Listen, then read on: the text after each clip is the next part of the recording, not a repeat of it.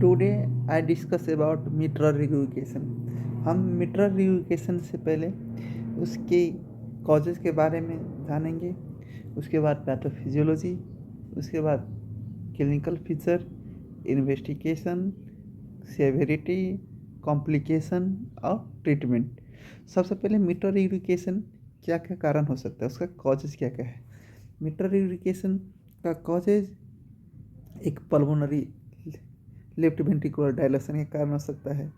दूसरा annular calcification के कारण हो सकता है। थर्ड रूमेटिक हार्ट डिजीज के कारण हो सकता है। फोर्थ इन्फेक्टिव इंडोकार्डाइटिस के कारण हो सकता है। फिफ्थ पैपिलरी मसल डिस्फंक्शन के कारण हो सकता है। Papillary muscle dysfunction actually post मायोकार्ड infection में अकर करता है। सिक्स्थ कनेक्टिव टिश्यू डिसऑर्डर में हो सकता है। एनकालाइजिंग स्पॉन्डिलाइटिस, मार्फन सिंड्रोम जैसे।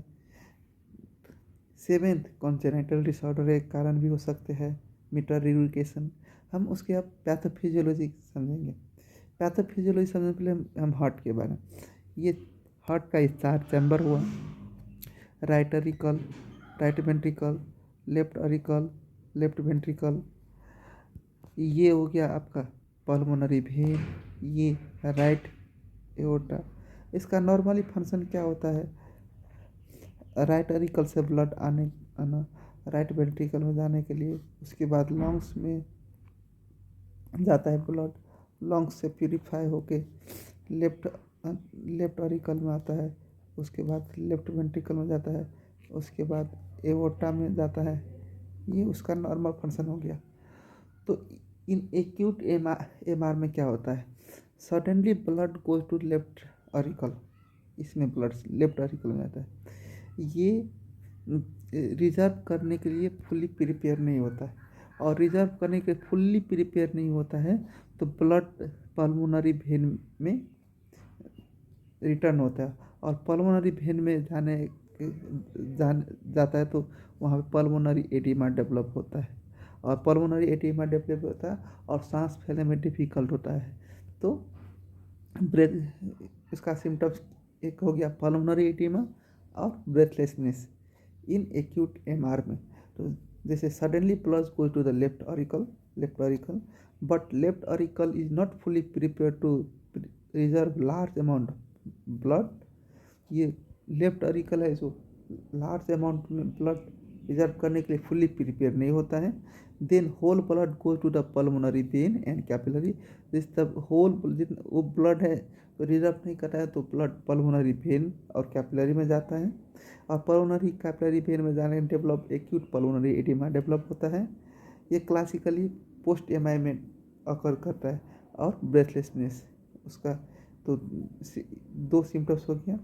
इन क्रोनिक एमआर में क्या होता है, नॉर्मली क्या होता है, ब्लड शुड लेफ्ट, यहाँ पे देखिए ये pulmonary aorta to left ventricle to aorta जाता है। तो normally blood go to the left ventricular to aorta, but here some of the blood goes to aorta, थोड़ा ब्लड एओर्टा में जाता है और थोड़ा सा ब्लड लेफ्ट अरिकल में रिटर्न हो जाता है। और इन क्रोनिक केस में ये थोड़ा ब्लड एओर्टा और थोड़ा ब्लड लेफ्ट अरिकल में चला जाता है तो एओर्टा का में जितना ब्लड जाना चाहिए वो रिड्यूस हो जाता है, एओर्टा का ब्लड रिड्यूस हो जाता है और अर्ली फैटिगेबिलिटी डेवलप होता है। तो एक सिम्टम्स ये हो गया, दूसरा सिम्टम ब्रेथलेसनेस हो गया, तीसरा सिम्टम्स हो गया एक्यूट पल्मोनरी एडिमा।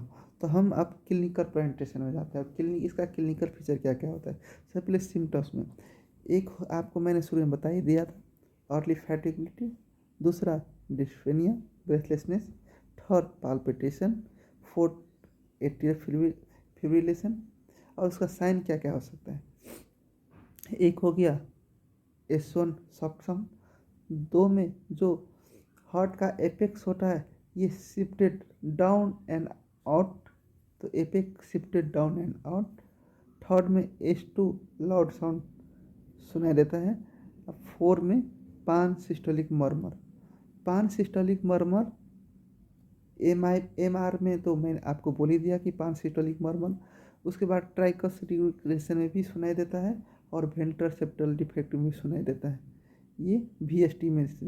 अब तो आपको सिम्टम्स समझ गए। Easy fatigability, dyspnoea, palpitation, atrial fibrillation. Sign क्या क्या है?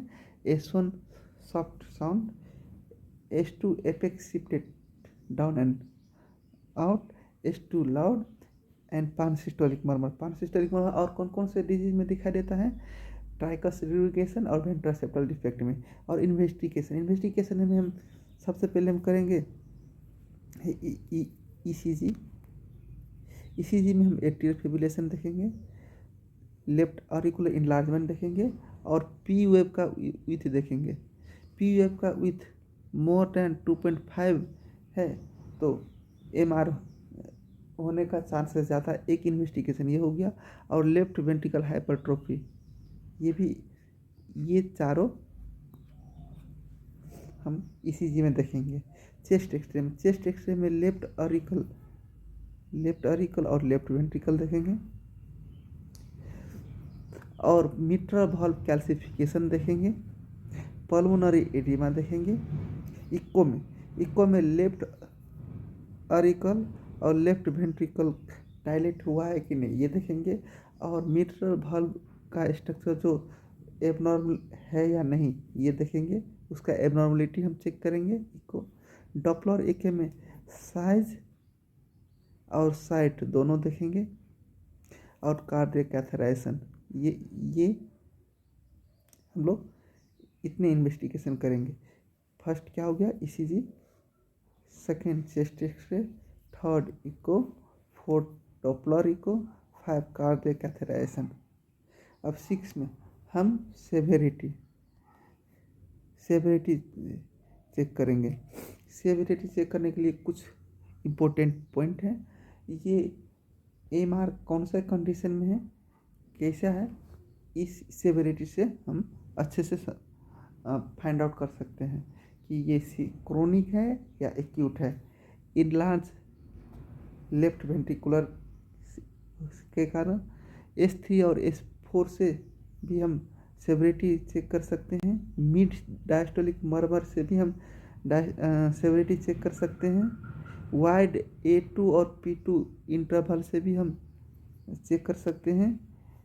क्या क्या हो गया? Enlarge left ventricle, S3 S4 sound, mid diastolic murmur and wide A2 P2 interval के से भी हम सेवेरिटी चेक कर सकते हैं।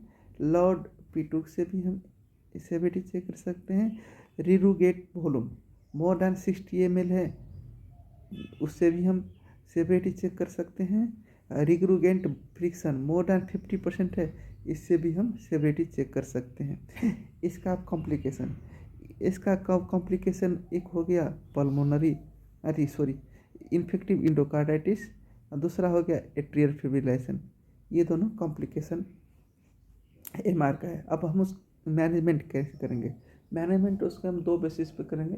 एक एक्यूट केस है तो एक्यूट की तरह मैनेजमेंट करेंगे और क्रोनिक है तो क्रोनिक की तरह।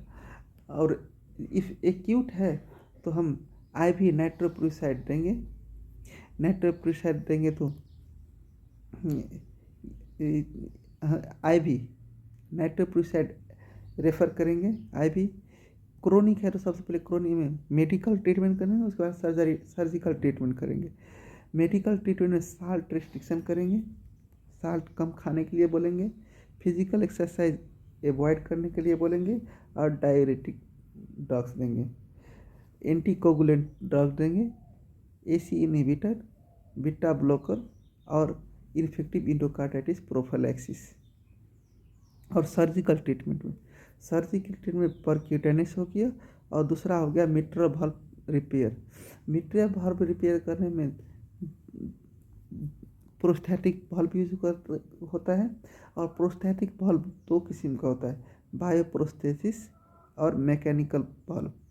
बायोप्रोस्थेसिस जैसे कि प्रोकैनिन एंड बोबिन हो गया, और मैकेनिकल वाल्व हो गया बॉल एंड केज बायलीफलेट टाइप। दोनों का एडवांटेज और डिसएडवांटेज होता है।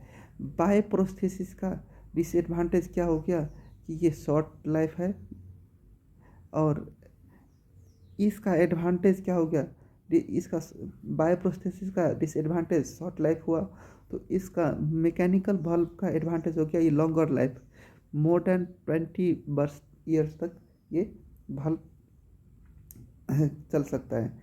और एडवांटेज क्या हो गया, इसका बायोप्रोस्थेसिस में